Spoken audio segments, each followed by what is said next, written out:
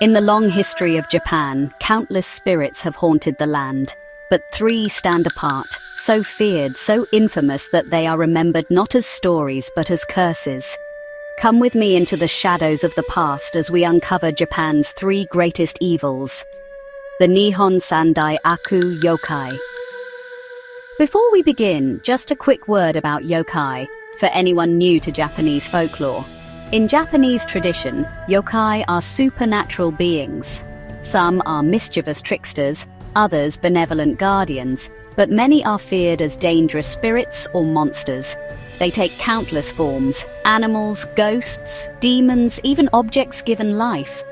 Oni, for example, are among the most feared yokai. They are often depicted with horns, wild hair, and tiger skin loincloths, carrying massive iron clubs. They are symbols of violence and destruction, and people believed Oni lurked in remote mountains, waiting to prey upon the unlucky traveler. And in the Heian period, around the 10th to 12th centuries, belief in yokai was woven into everyday life. Strange illness, disaster, or misfortune might be blamed on unseen spirits. Among these countless tales, three figures have been remembered, not just as troublesome, but as truly evil. The three great evil yokai of Japan. Our first tale begins with a monster who reigned from the mountains, a demon so fierce that even in death his severed head still tried to kill. High in the mountains north of Kyoto during the Heian era, there lived a creature unlike any other. His name was Shuten-doji, the drunken boy. He was an Oni, one of the most fearsome types of yokai, horned demons known for their strength, cruelty, and insatiable appetites.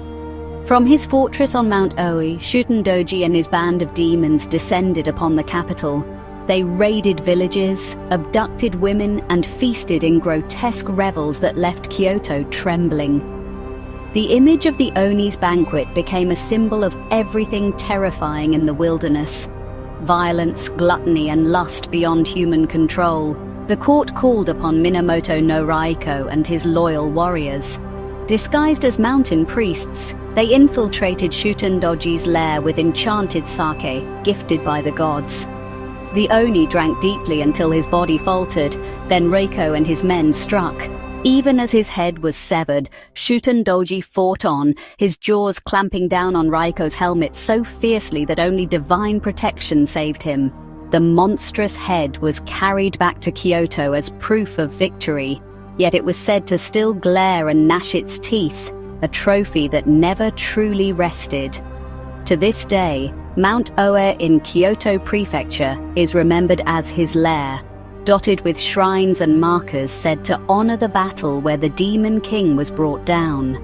Travelers who climb its slopes still hear echoes of the old tales, reminders of when Oni ruled the mountains. Shuten-doji embodies society's fear of chaos beyond the city walls, the violence, gluttony, and lust that no fortress could fully keep away. But if brute force terrified the capital, an even darker fear crept into the emperor's own palace. A courtesan so beautiful she nearly brought down the throne itself. At the height of the Heian court, when elegance and poetry masked rivalries and intrigue, there appeared a woman of breathtaking beauty. Her name was Tamamo-no-Mae. Her skin was said to glow like the moon. Her wit dazzled the most learned scholars, and her voice could charm even the sternest monk.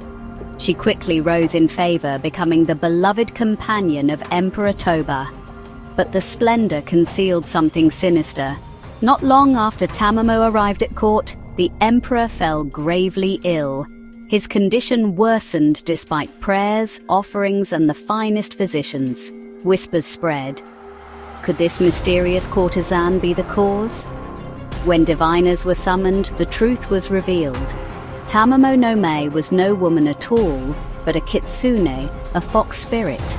Worse still, she was said to be a nine-tailed fox, the most dangerous of all. In Japanese folklore, foxes were known to shapeshift into human form, often as beguiling women. As they aged and grew wiser, they gained more tails, each one a mark of greater power. A fox with 9 tails was said to be nearly divine, capable of toppling kings and empires.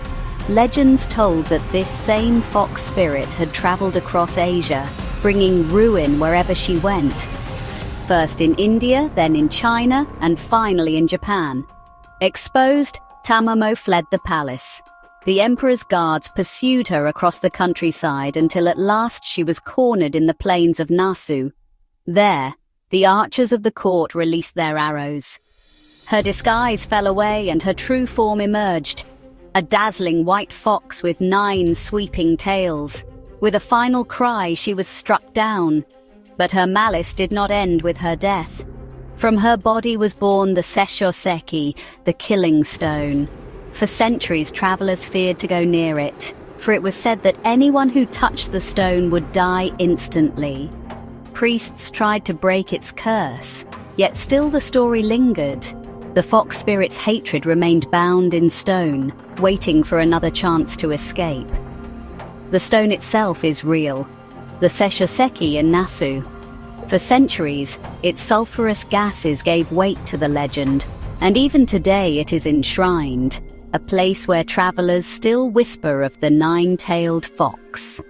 When the stone split in 2022, many joked uneasily that Tamamo-no-Mae's spirit had been released once more. If Shuten-doji represented fear of brute chaos, Tamamo-no-Mae revealed a subtler terror, the corruption of power from within. Her beauty and intelligence were weapons as deadly as any blade, and her story warned that even the highest court was not safe from deception. And then, there was the emperor who lost everything, whose fury in death was said to curse the nation for centuries to come. Unlike Shuten-doji or Tamamo-no-Mae, the third of Japan's great evils was no beast in disguise, but a man who once sat upon the chrysanthemum throne. His name was Sutoku, the 75th Emperor of Japan. Born in 1119, Sutoku reigned during a turbulent age. Court politics were dominated by the powerful Fujiwara clan and the rise of the samurai. When Emperor Sutoku was forced to abdicate in favor of his younger brother, resentment grew. In 1156, his allies rallied to restore him, sparking the Hogan Rebellion. But the attempt failed. Sutoku's forces were defeated, and the deposed emperor was sent into exile on the remote island of Sanuki, far from the capital he once ruled.